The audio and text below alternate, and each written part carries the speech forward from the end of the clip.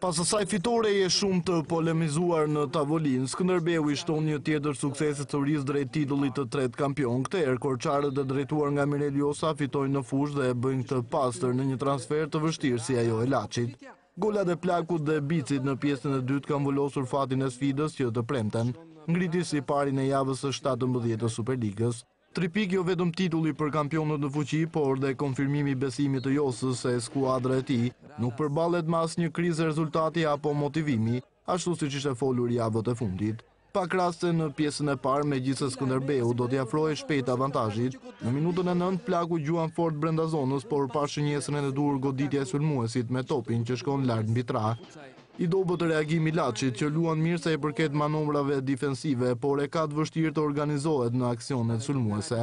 Pa rrezik tentativat nga distanca të vendasve, i pashqetësuar Shehi, nuk ka shumë punë dhe kolegu i tij Bakaj, korçarët provojnë dhe me një armë të fortë të shkëmbit nga goditjet e ndaluara.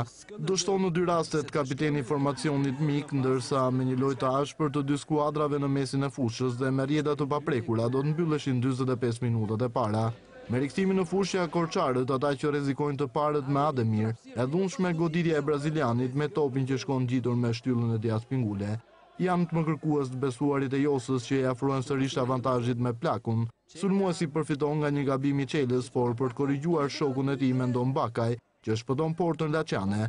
Deri atëherë në pritje, vendasit rrezikojnë në minutën e 57. Emurllaj teston Shehin me një të prirë të fortë nga Ediatat, tregon instiktet portieri me grushtimin e tij shpëtimtar.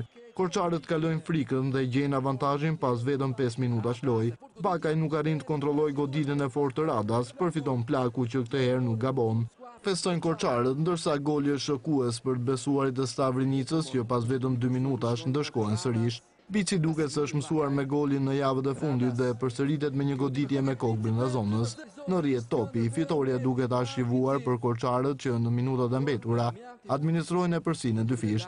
Detyrë që i bëhet më lehtë dhe nga reagimi i dobët i Laçit që në fund duhet dorëzohet përballë curisë së shkëlqyer të Skënderbeut, që pas javës së 17 të Superligës ruan distancën me ndjekësit më të afër.